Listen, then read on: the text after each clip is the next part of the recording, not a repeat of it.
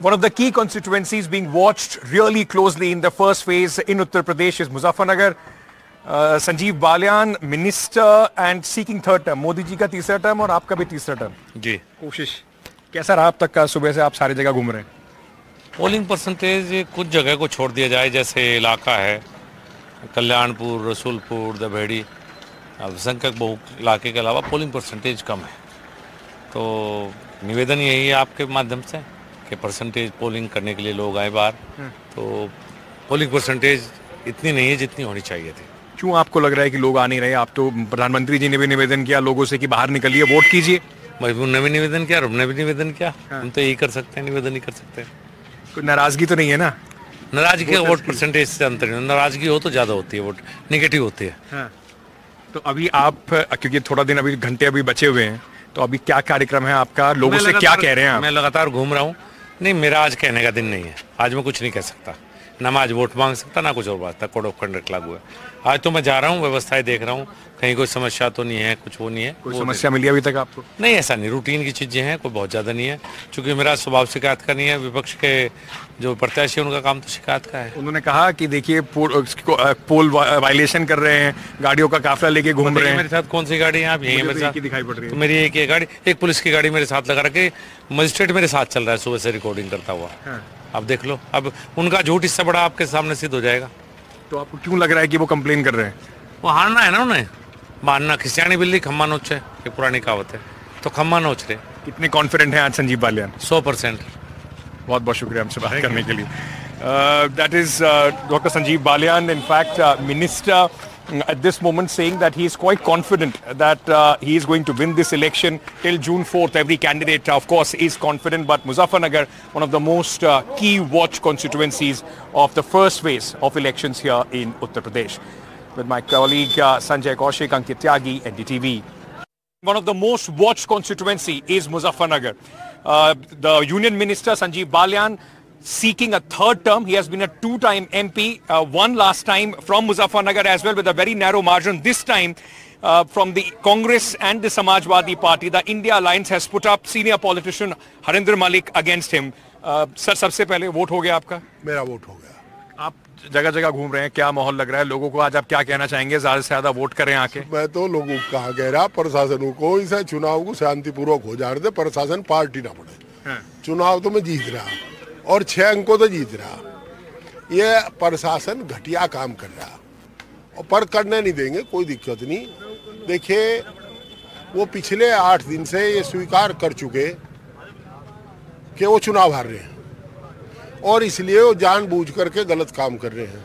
आज अपने गांव में उनके गांव की दोनों की कुटबे की 4000 वोट होंगी. 5000 और 5000 वोट होने के बाद वे सारा उस पर बूथ के फर्जी वोट गिर रहे.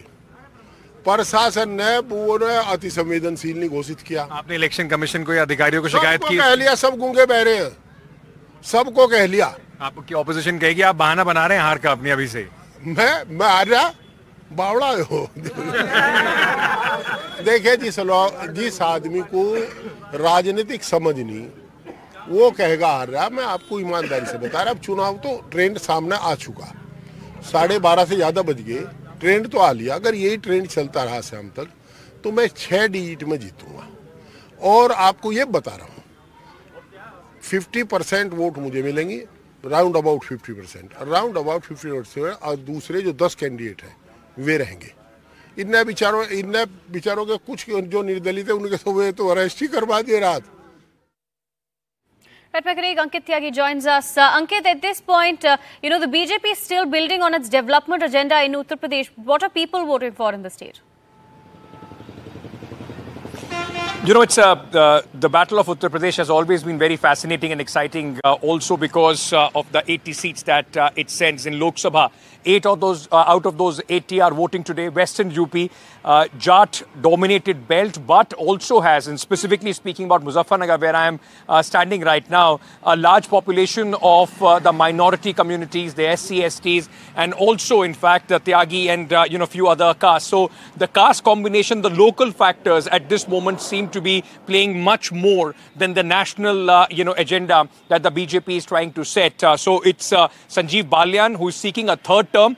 but of course he's battling the anti-incumbency against him, two-term MP. So the BJP is of course trying it to make it around Prime Minister Narendra Modi, but there are voters, those who are talking about the development agenda, specifically about Uttar Pradesh and the issues that they are facing. Apart from that, there are multiple issues at play. The caste dynamics, which we are talking about, the Jat, both of the leaders here, the contestants, main contestants are from the Jat community. The RLD, which was fighting as an opposition alliance in 2019, is now with the BJP. It has changed dynamics. Then there will be a very important Rajput or the Thakur vote, where people have been saying that they are angry as far as the ruling alliance is concerned. But how much of an impact will it have? We'll only know on 4th of June. But a key thing at this moment is that the voting percentage or the pace of the voting is not as brisk as usually it is. And that is something that Sanjeev Balian, the sitting incumbent MP, was also speaking about, that the voting percentage is low.